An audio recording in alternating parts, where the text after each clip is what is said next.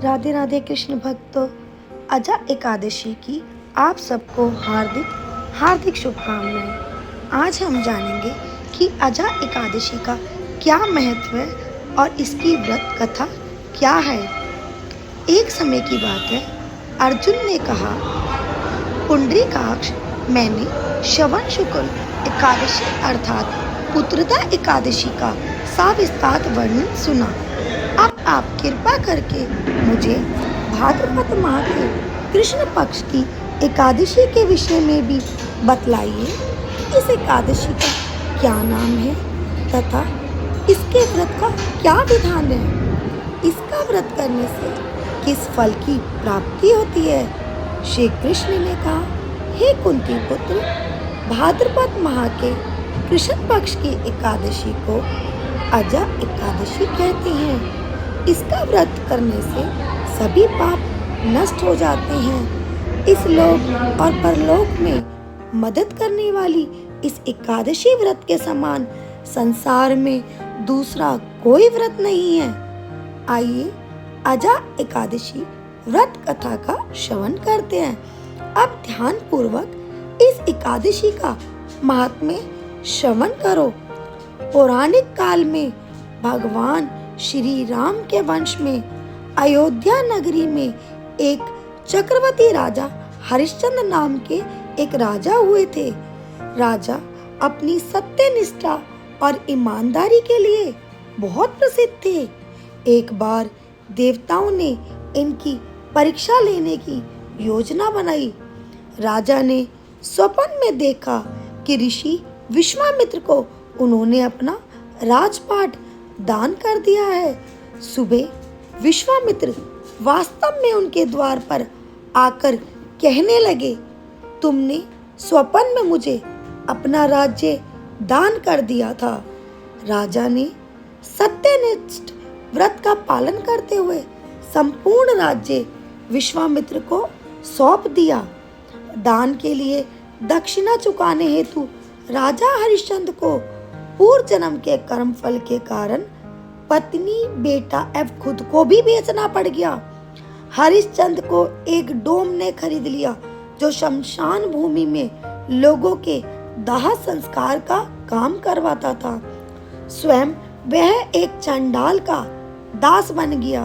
उसने उस चंडाल के यहाँ कफन लेने का काम किया, किंतु उसने इस आपत्ति के काम में भी सत्य का साथ नहीं छोड़ा। जब इसी प्रकार उसे कई वर्ष बीत गए तो उसे अपने इस नीच कर्म पर बड़ा दुख हुआ। वह इससे मुक्त होने का उपाय खोजने लगा। वह सदैव इसी चिंता में रहने लगा कि मैं क्या करूं, मैं किस प्रकार इस नीच कर्म से मुक्ति पाऊं।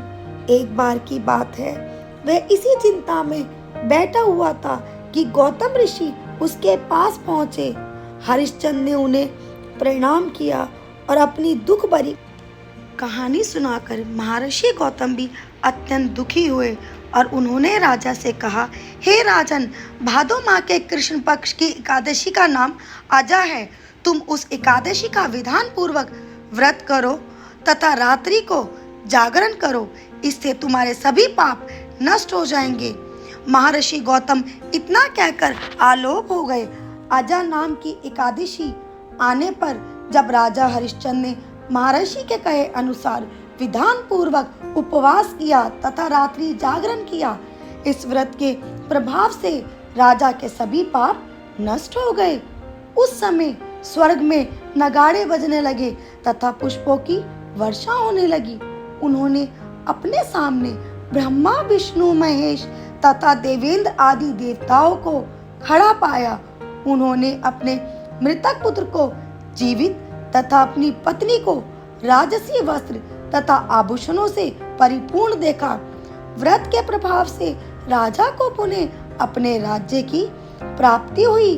वास्तव में एक ऋषि ने राजा की परीक्षा लेने के लिए ये सब कौतुक किया था, परंतु अजा एकादशी के व्रत के प्रभाव से ऋषि द्वारा रचाई गई सारी माया समाप्त हो गई और अंत समय में हरिश्चंद्र अपने परिवार सहित स्वर्ग लोक को चले गए। हे राजन, यह सब अजा एकादशी के व्रत का ही प्रभाव था।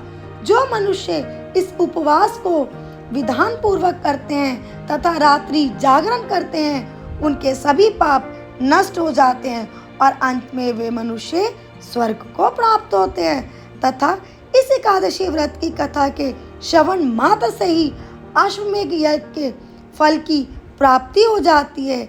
एक बार प्रेम से बोलो, जय श्री हरि नारायण कुंज बिहारी श्री हरिदास। जय जय श्री राधे।